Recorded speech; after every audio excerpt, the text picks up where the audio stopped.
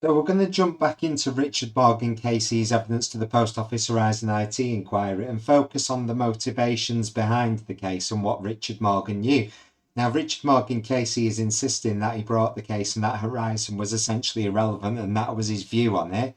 And he didn't really feel that there was necessarily another driver from the Post Office other than recovering the money that they felt they owed from Lee Castleton. But evidence is produced to show that the Post Office was insisting that Horizon be vindicated as part of a potential pre-court settlement with Mr. Castleton, essentially wanting him to make a statement saying, sorry, I owed the money, I thought Horizon was at a fault, but I now accept it was my fault and Horizon's fine, and I won't make any further statements about Horizon suggesting that it's at fault.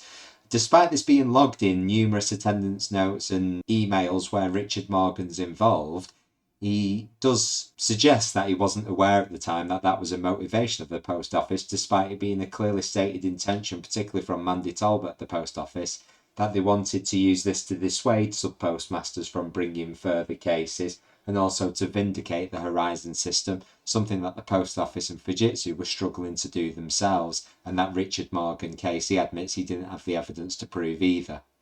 Let's jump into the inquiry. Can we therefore look to some other documents to see whether they provide some help? Of course. Poll 3072741. This is an attendance note of a telephone conference between you, Tom Beezer, Stephen Dilley and Adrian Bratt on the 16th of August 2006. You discussed the pleadings on page 1, and if we go over to page 2... Hang on, sorry, can we just...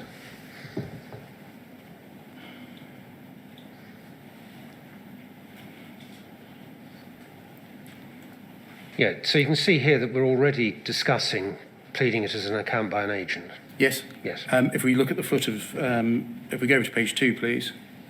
You discussed the defence, and then the discussion ranges a bit more broadly than that if we go to the foot of that page.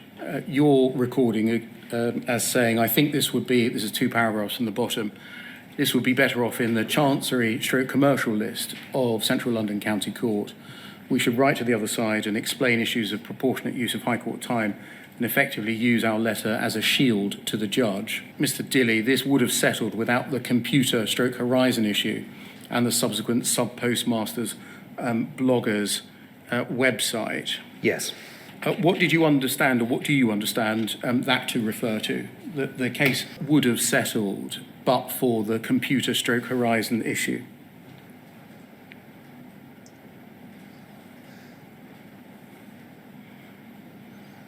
That Mr. Dilley thought there was something that was stopping the case settling, and that, well, in interpreting it now,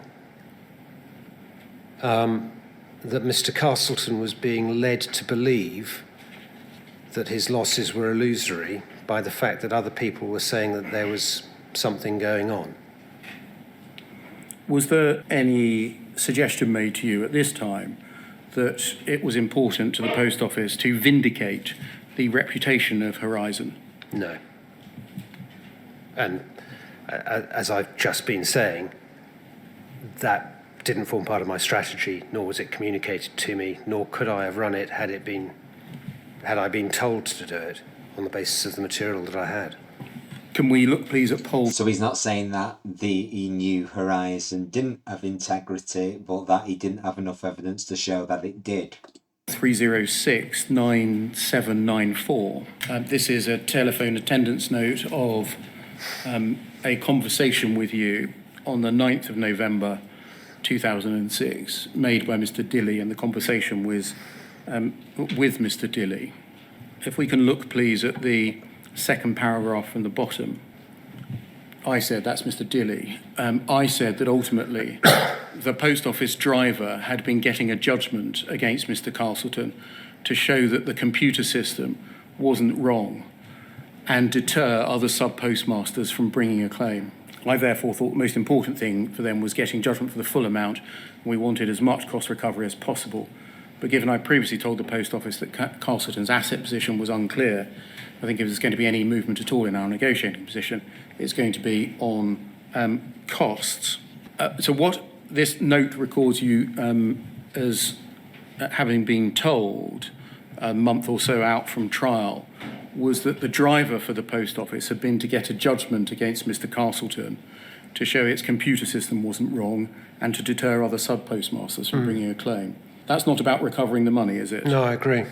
So we can say that's not on the basis which I took the case, but it's hard to imagine that he's sitting in these conversations where the post office is making their intentions clear, even if he's not translating that into change now he's operating. It's clear, presumably to him at the time, he might not remember now, that actually the post office are wanting to set an example and prove the integrity of Horizon, which is what this subsequently went on to say after this case, time and again. Horizon is robust. You're the only one, etc., etc. It wasn't about the sums involved in either the claim or the counterclaim. Yeah, I can see that. And you were being told, according to this note, it was to get a judgment to show the integrity of a computer system and about deterrence. Yeah, I can see that. Had that been expressed to you previously? I mean, looking back at some of the things that we have earlier looked at, the earlier attendance notes, when you were saying it's madness to continue to litigate this claim, and they said, no, it's important for us to continue it. Do you think, thinking back, that that's what they regarded this case as about, the post office? I genuinely don't think so. I mean, I hadn't focused on this at all, and it certainly hadn't formed any part of my thought process in preparing for this hearing. I didn't recall this as being information conveyed to me. I'm quite surprised to see it there now. I don't recall it at the time. And had I focused on that, I think my response would have been that I simply couldn't prove that the system wasn't wrong. It just wasn't an achievable objective.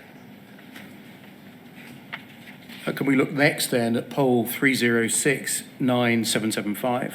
You'll see from page 1, you're copied into this email chain here. Yes. And if we start at the back of the chain, please, on page 3, if you just look slightly above that, please, Frankie, you'll see that the chain starts off with something you're not copied in on, an email from Mandy Talbot to a range of people within the post office and to Mr. Dilly. 10th of November 2006, solicitors have substantially accepted our counteroffer. Castleton not prepared to have judgment against him. Scroll down, please. Castleton is prepared to make an open statement that the post office can use as it chooses, make an open statement that the post office can use as it chooses, exonerating the Horizon system. I now seek your assistance. And then, skipping a paragraph, I, Mr. L. Castleton, admit that a sum of money was owed by me to the Post Office Limited as a result of errors which arose whilst I was the postmaster at the above office.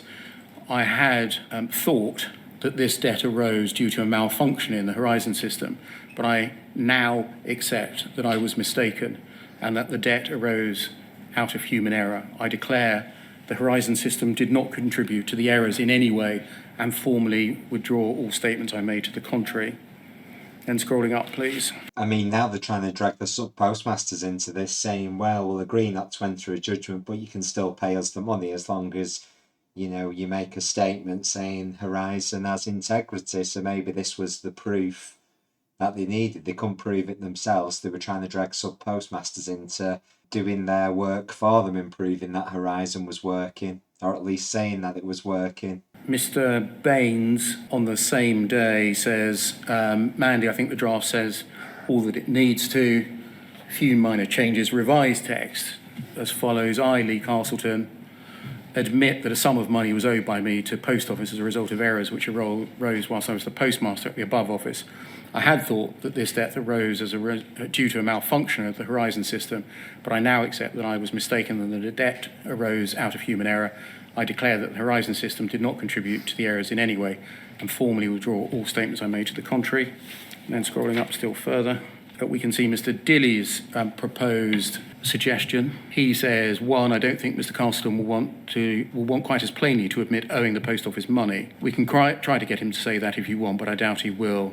I wonder if you can change 2, I, Lee Castleton, fully and unreservedly withdraw the untrue allegations I made about the operation of the Horizon system. Previously, I thought that discrepancies that arose at the Marine Drive Post Office whilst I was sub-postmaster arose due to a malfunction of the Horizon system, but I now accept I was mistaken and that the discrepancies were caused by human error. I declare that the Horizon system did not cause or contribute to the discrepancies in any way, and I formally withdraw all statements I made to the contrary and undertake not to repeat them and or make any further allegations about the Horizon system and or its functioning. And you were. And this lines up with what we've heard previously, where sub-postmasters, when they were later in some cases awarded some small amounts of compensation, some of them have claimed that as part of those deals it was on the condition that they didn't speak of Horizon, didn't make accusations of Horizon, and didn't discuss the nature of the settlements publicly. You were sent that. I can't see any trace of you having replied to that or offered a view on any of the three formulations of the statement that it was proposed should come from the mouth of Mr. Castleton. Would you agree that this discloses post office motivation, an important motivation being to get a publicly declared clean bill of health out of the settlement? Well, I can see what you're arguing, but I had no input. I'm sorry, you can see what I'm arguing, but I'm not arguing anything, I'm asking questions. I can see what it says. I can't give you evidence what the post office's motivations were, but I can see why you're saying that suggests that what they're doing is to vindicate the Horizon system. Well, it seems quite plain, as in, well, we'll do you a favour and not enter a judgment against you as you want, but you need to make this statement about Horizon, which obviously wouldn't come to fruition if they pursued the judgment against him, because that would be something that Mr. Castleton obviously wouldn't agree to. Does this not disclose further evidence that it was revealed to you that they saw this as something as a test case to get a clean bill of health for Horizon? It discloses to me that they don't want Mr. Castleton to say that the problems were caused by Horizon. But of course this ran directly contrary to the way that you wanted to run the case, which was Horizon's irrelevant. This has got nothing to do with Horizon. It ran directly, well, no, it didn't cut across what I was going to argue at all. It made no difference at all to what I was going to argue.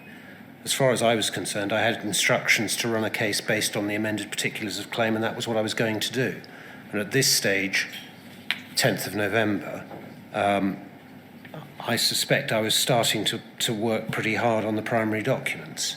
So, as you'll probably be aware, when one is prepping for a large trial, and even though the amount at stake was small, there was a lot of paperwork that needed to be understood.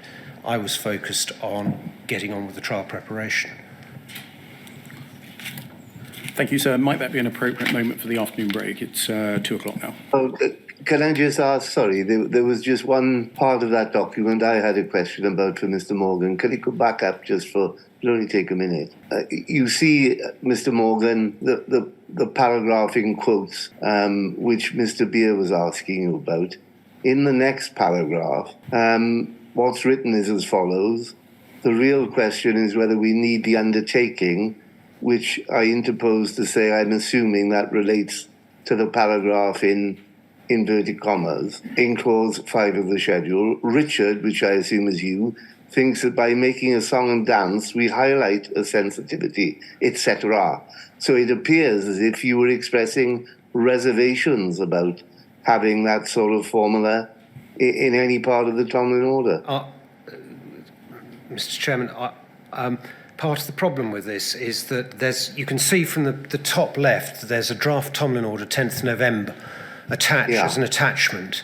When I was provided with the bundle of supplemental documents, it helpfully has the back sheet for the draft Tomlin order, but not the terms of the order itself. So I haven't been able to refresh my recollection of what... So are you telling me, Mr. Morgan, that clause 5, I might be assuming that clause 5 relates to the paragraph in inverted commas above, but it may in fact not? Well, I don't know, because there seems to be an undertaking, and that doesn't seem...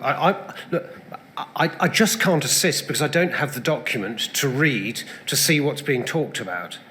And I'm hesitant to commit myself to something that I haven't read. I follow. I follow. Right, thank you. Yes, Mr. Beer, we'll have our afternoon break. So How are we? 20 past, please. Yeah, and how are we looking generally for this afternoon? We're looking good, sir. Fine. Thank you very much.